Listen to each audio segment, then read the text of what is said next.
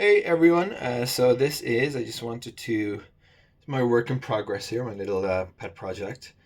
As I mentioned in my previous video, I'm converting my home office into a nursery, at least 50% of it. And I was eager to get my networking stuff kind of a little bit protected from the forthcoming child. Protecting it from the child, protecting the child from the electricity, basically. So this isn't quite finished yet, but it's starting to take shape. And this is Eket. It's a box. You can pick this up in your local IKEA here in Israel for about, I think, 400 shekels ish. So I was determined to repurpose this as a networking cabinet. Lac rack is a classic, but this works nicely too. This is now on the inside, what I've got going on. A little bit of work last night on mounting stuff. So I've got my mini PC now mounted on the side of it. If you want to go down this route, you can do it. It's actually pretty securely mounted there onto the screwed in from this side of the cabinet. If you live in Israel, you know this guy, the ISP gateway. And as I mentioned in my previous video, really recommend UPSs. They're, for sure, if you have a desktop, they're absolutely 100% worth getting.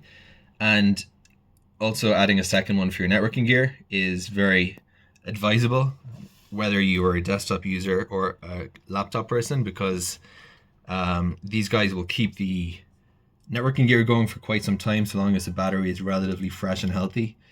Stuff like routers are very low draw devices, and they will keep it up, especially if the use case is not keeping the networking going during a power outage, because, you know, we all have cellular internet, right? But it's actually very useful in terms of keeping networking gear running when you're getting these kind of 1 minute power blips during storms and whatever.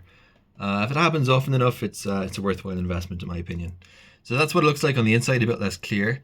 But if you're using OPN Sense, and I'm going to do a video about how I configure this, because I did some reconfiguration over the weekend. I got my mesh Wi-Fi system, which is this TP-Link box, and the wired stuff is now going directly into OPN Sense. And the only hard bit of this, connecting the cables, of course, is trivial, but it's getting the NAT and the bridged interface setup. That was a little bit tricky, so I want to document that in a video, because I'll probably forget it in a month and others might want to know how it's done. But basically the skinny of it is you create a physical interface for the wired stuff, physical interface for the mesh, and then you create a bridge interface with those two as children.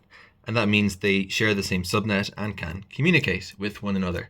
So that's what it looks like. That's how we're doing so far. Oh, and the final thing is this PDU. Really like these things.